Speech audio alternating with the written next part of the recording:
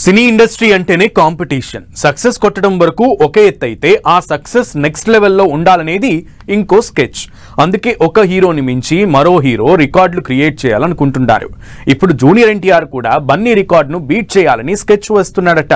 అందుకోసం తన upcoming movies ను పకడ్బందీగా ప్లాన్ చేసుకుంటున్నాడట.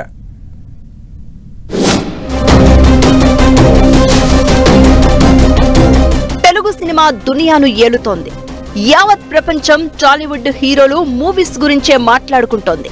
ఈ నేపథ్యంలో తాను పాన్ ఇండియా స్టార్ కావాలని, తన మూవీ కూడా రికార్డుల మీద రికార్డులు క్రియేట్ చేయాలని ప్లాన్ చేస్తూ ఉంటారు హీరోలు. ఇప్పటికే RRR తో వెండితెర మీద పెరిగి బ్లాక్ బస్టర్ హిట్ కొట్టి ఆస్కార్ వేదిక వరకు వెళ్లిన జూనియర్ ఎన్టీఆర్ ఇప్పుడు సరికొత్త స్ట్రాటజీని ఫాలో అవుతున్నాడట. అల్లు అర్జున్ ను బీట్ చేయాలని ప్లాన్ చేస్తున్నాడట.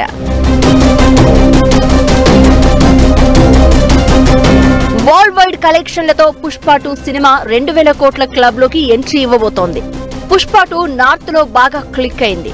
అక్కడి ఫ్యాన్స్ బన్నీని బాగా రిసీవ్ చేసుకున్నారు. దాంతో తెలుగు స్టార్స్ కూడా నార్త్ పై ఎక్కువ ఫోకస్ పెట్టారట.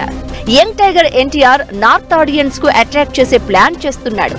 బాలీవుడ్ లో ఆల్రెడీ వార్ 2 మూవీ చేస్తున్న తారక్ తర్వాత ప్రశాంత్ నీల్ తో చేసే డ్రాగన్, కొరటాల శివతో చేసే దేవరా 2 నార్త్ లో కూడా బాగా క్లిక్ అయ్యేలా మేకింగ్ తో పాటు స్టోరీలో చేంజెస్ చేసుకుంటున్నాడని టాక్.